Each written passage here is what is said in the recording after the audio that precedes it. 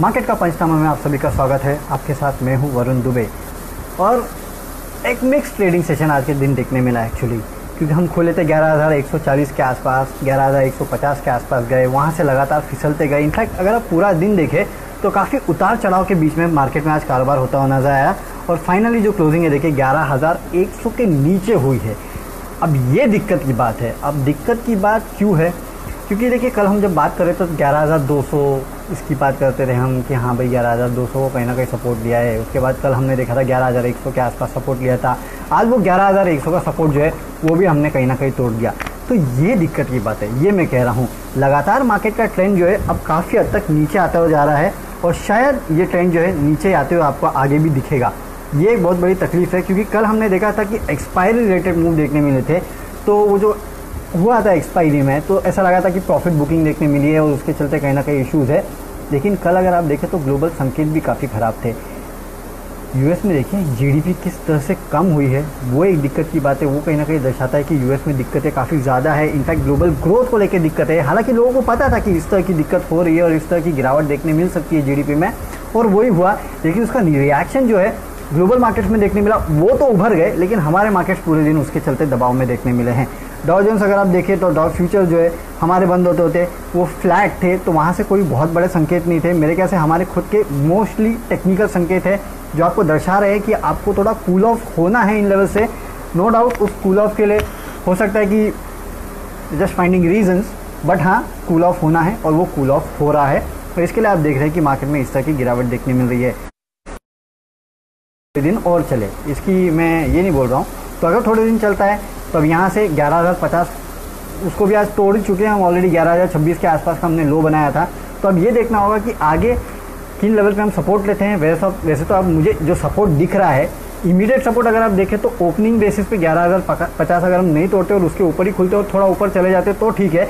लेकिन अगर उसके नीचे खुलते तो सीधे 11,000 के आसपास का लेवल जो है वो आपके इंपॉर्टेंट सपोर्ट है। उसके बाद 9,050 और 9,950 और 9,900 के आसपास को जो सपोर्ट है। Let's wait. ये जोन के बीच में काफ़ी टसल है और ये शायद नहीं तोड़ेगा मार्केट।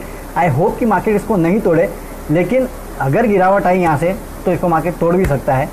तो काफ़ी मेक और ब्रेक लेवल पे है। हालांकि ब्रेक ज़्यादा है, मेक थोड़ा कम लग रहा है। चलिए सवाल जवाब का सिलसिला अब यहाँ शुरू करते हैं और सबसे पहला सवाल यहाँ ले लेते हैं। Future retail and supply Sandeep Gupta sir, future group के स्टॉक से फिलहाल दूर रहिएगा। काफ़ी सारे रेटिंग डाउनग्रेड्स आए इनकाउंटर के लिए, तो थोड़ा रिस्की बेट हो सकता है ये। इसके लिए मैं कह रहा हूँ कि अभी चाहिए तो आप फ्यूचर ग्रुप के स्टॉक से थोड़ा दूर रहिए।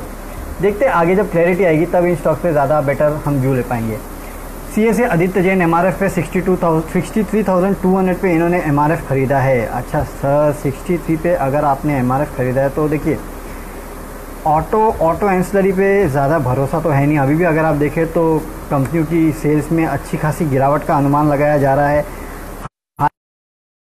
मुझे लगता है कि अगर जितना अनुमान था उतनी सेल्स गिरे ना तो भी शायद यहाँ दिक्कत ज़्यादा होगी नहीं। आप एक स्टॉप लॉस रखिएगा, है ना। अब इतना बड़ा स्टॉक है तो स्टॉप लॉस भी कहाँ रखेंगे, तो 60,000 का स्टॉप लॉस रख लीजिए चले, क्योंकि आपकी बाइंग 60,000 के आसपास का स्टॉप लॉस रखिए। इसको ट्रेड कीजिएगा।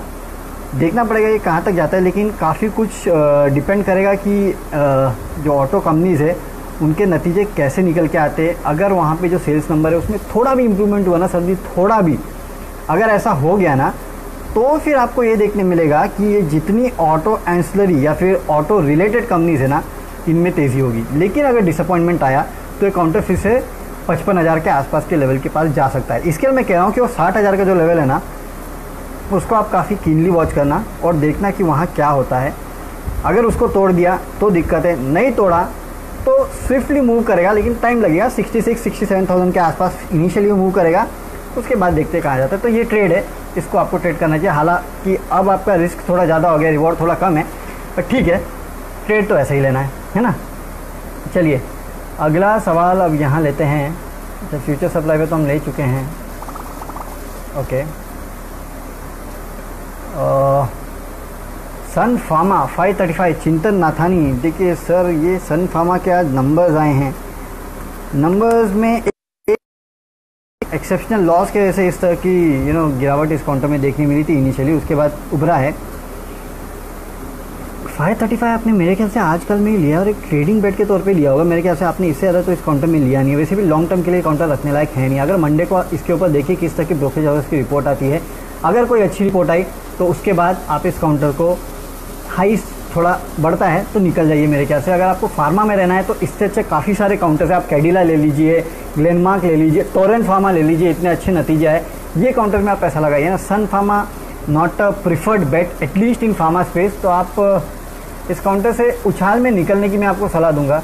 ज़्यादा इस काउंटर में रहने की सलाह है नहीं। तो आप इस काउंटर को छोड़ सकते हैं चाहिए तो। ओके, एक मिनट, क्योंकि इतने सारे सवाल है तो प्रॉब्लम हो रहा है। मुथूट फाइनेंस, श्री सोमानी गुप्ता पूछ रहे हैं कि मुथूट में क्या करना है। देखिए मुथूट, मुझे याद है लोग मुझे 1080 के आसपास पूछते थे। उसके बाद ये काउंटर जो है मेरे ख्याल से 1200-1300 के लेवल के आसपास जा चुका है।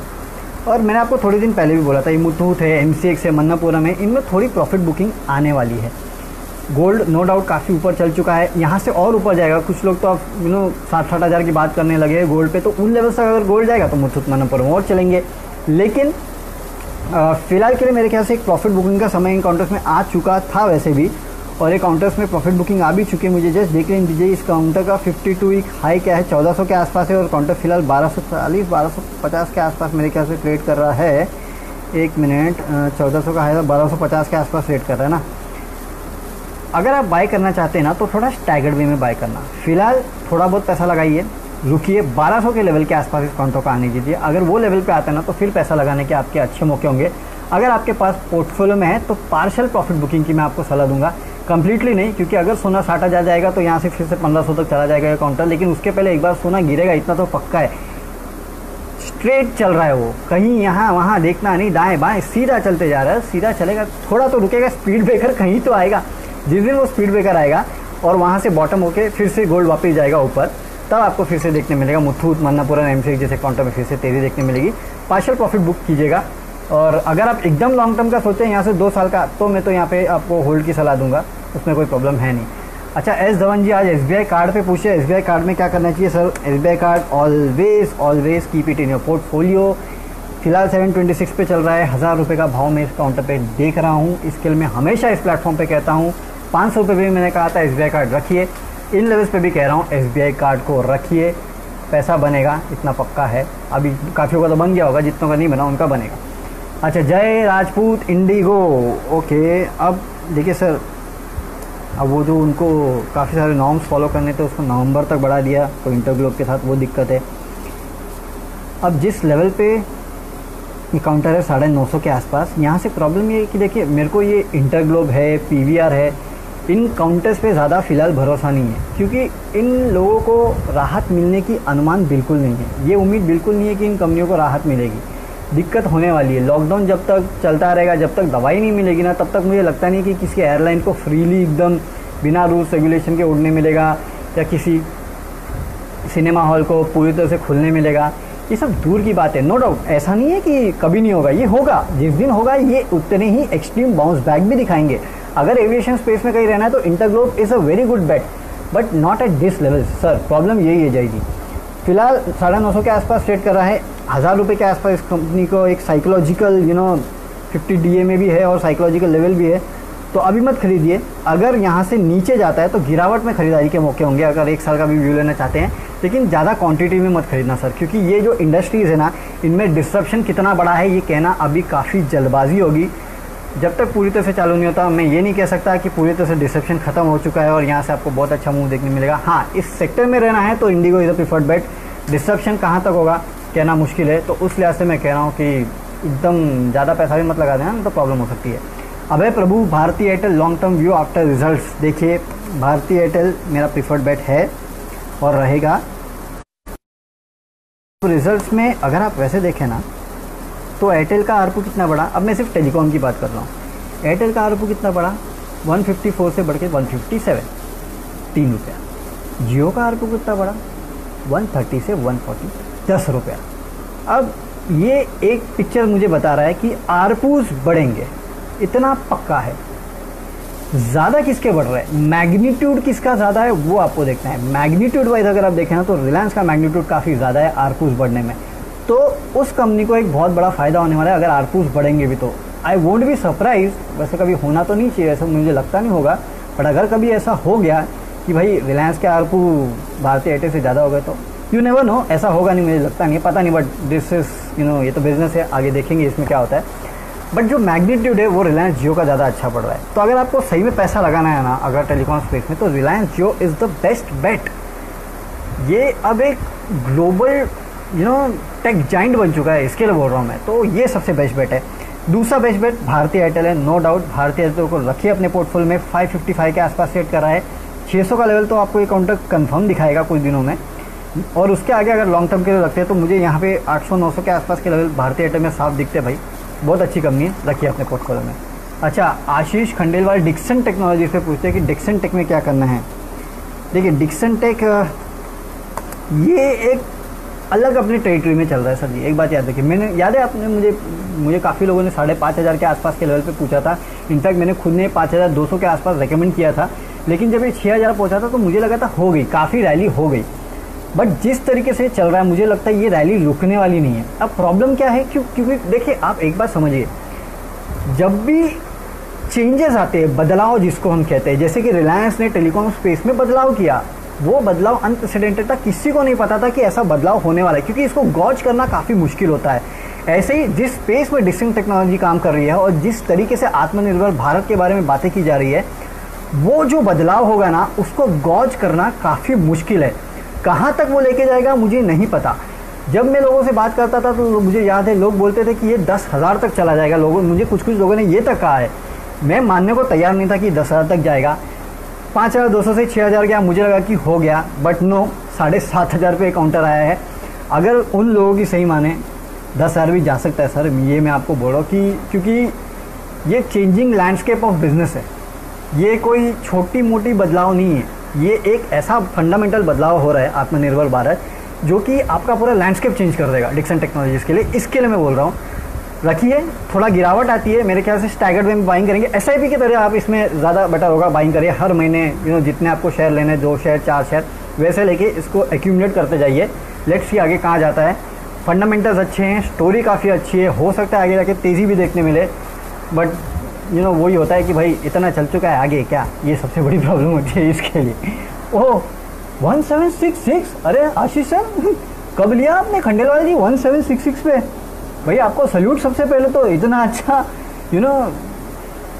इस लेवल पे लेना तो माशाअल्लाह है सर। तो मैं तो आपको यही बोलूँगा भाई थोड़ा प्रॉफिट बुक करके बैठ जाइए सर, आप थोड़ा तो बुक कर लीजिए, जितना है 25%, कुछ नहीं तो 30% आपका स्टॉक जो है वो बेचिए और प्रॉफिट बुक करके बैठिए सर। कैश भी अच्छा लगता है, ऐसा नहीं है कि सिर्फ स्टॉक अच्छा लगता है, बाकी बचा कुछ रखिए, लेकिन हाँ थोड़ा बहुत प्रॉफिट बुक करने का यहाँ बनता है, इतना तो मैं बोल सकता हूँ। आईपीओ पे very good Ashish ji, great. चलिए ठीक है, अब अगले सवाल पे चलते हैं। और Apollo hospital new target Bhavik ji पूछ रहे हैं। देखिए अब अपोलो हॉस्पिटल स्टॉक अच्छा है, काफ़ी चल चुका है, ये प्रॉब्लम है। नेक्स्ट टारगेट अगर आप पूछना चाहते हैं तो 1670 के आसपास एक काउंटर ट्रेड कर रहा है, मेरे ख्याल से अपने 52 हाइस के आसपास ही ट्रेड कर रहा है। जब मैंने इस काउंटर को ट्रैक करना चालू किया था तब मुझे इनिशियली इस काउंटर का टारगेट जो है वो 2000 का लगता था। अभी भी इनिशियल टारगेट 1800 का है, 1800 के आगे निकला तो 2000 के आसपास के लेवल ये है। मैंने आपको डॉक्टर लाल भी बताया था, देखिए डॉक्टर लाल किस तरीके का आपने देखा है कि किस तरीके का वहाँ भी उछाल देखने मिला, ऑलमोस्ट 2000 के आसपास हो चुका है। तो इस काउंटर में भी आपको वो लेवल देखने मिलेंगे, तो बने रहिए इस काउंटर में। अगर है आपके पास तो, नहीं है तो थोड़ा गिरेगा तब खरीदना। 1800-2000 के आसपास के लेवल आपको इस काउंटर में ज़रूर देखने मिल सकते हैं मीडियम टर्म के आसपास।